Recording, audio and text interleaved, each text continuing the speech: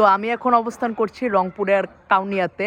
আর আমি এখন যে জায়গাটায় আছি এটি হচ্ছে মূলত একটি হাঁসের খামার, আর পাশে হচ্ছে পুকুরও আছে। এই পুকুরে হচ্ছে মানে আর কি মাছ চাষ হচ্ছে।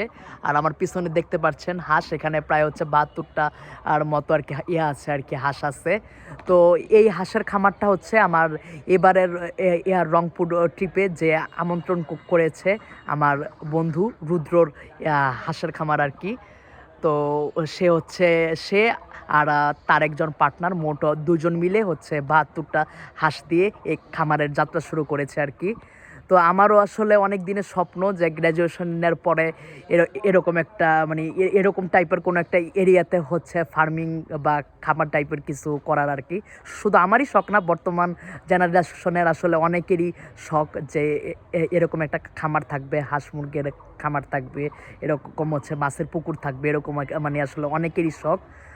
মানে বর্তমানে ফার্মিংটা অনেক জনপ্রিয় আর কি। আর যেমনটা বলছিলাম যে মানে আর কি বর্তমানে কিন্তু ফার্মিংয়ের চাহিদা হচ্ছে অনেক বেড়ে গেছে আর কি। অনেক গ্র্যাজুয়েশন করা ছেলে পেলে হচ্ছে গ্রাম বা মানে কোনো একটা জায়গা লিজ নিয়ে হচ্ছে এরকম টাইপের খামার দিচ্ছে আর কি। তো আমারও শখ আছে এরকম টাইপের খামার দেওয়ার। এখন বাকিটা আল্লাহ ভরসা, দোয়া করবেন আমার মতো এবং কি আমার বন্ধু রুদ্রর মতো কার কার এরকম খামার দেওয়ার পরিকল্পনা আছে কমেন্ট বক্সে জানান। ধন্যবাদ।